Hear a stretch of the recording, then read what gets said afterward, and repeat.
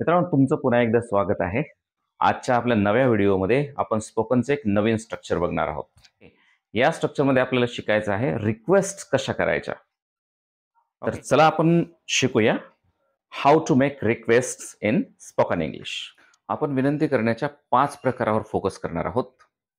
ते 5 प्रकार आहेत direct request, indirect request, request with modal verbs, request for permission आणि request for assistance. Direct request ही प्रामुख्याने आपल्या जवळच्या लोकांना, ओळखीतल्या लोकांना, मित्रांना, मैत्रिणींना विनंती करण्यासाठी केली जाते.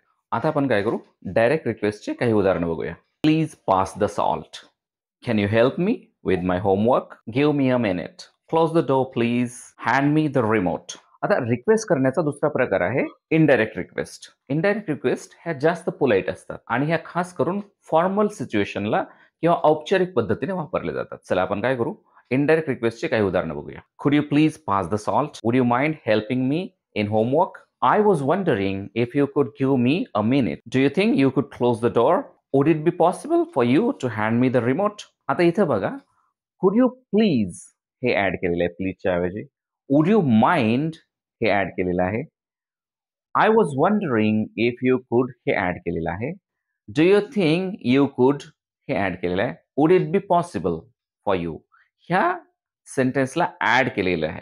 म्हणजे त्याला ऍडिशनली काय केलेलं आहे, जास्त फॉर्मल बनवलेलं आहे. तर अशा प्रकारे आपण काय करू शकतो, जास्त फॉर्मली रिक्वेस्ट बनवू शकतो. आता आपण काय करू, तिसरा प्रकार बघूया, रिक्वेस्ट विथ मॉडेल वर्ब्स.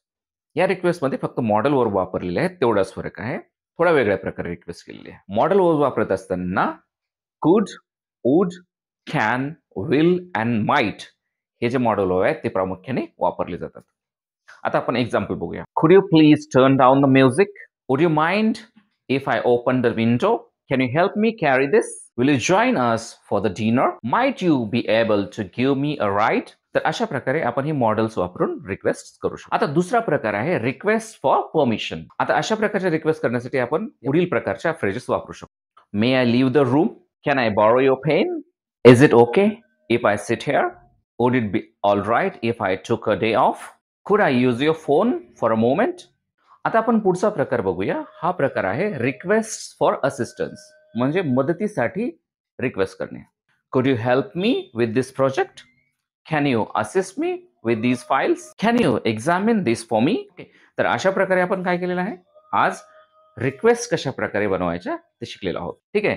तर या महत्वपूर्ण मुद्द्यावर तुम्ही आता काय करा, प्रॅक्टिस करा, रिक्वेस्ट बनवा आणि काय करा, व्हिडिओला लाईक करा, तुमच्या मित्रांसोबत शेअर करा, चॅनलला सबस्क्राईब करायला विसरू नका. ठीक आहे. तुम्ही व्हिडिओ बघता परंतु चॅनलला सबस्क्राईब करत नाही आहे. ठीक आहे. फक्त टिक करायचं आहे. ओके. फेसबुकवर असाल तर काय करा, फॉलो करा पेजला आणि ग्रुप्समध्ये शेअर करा. ओके. Thank you. बाय. भेटूया दुसऱ्या व्हिडिओमध्ये.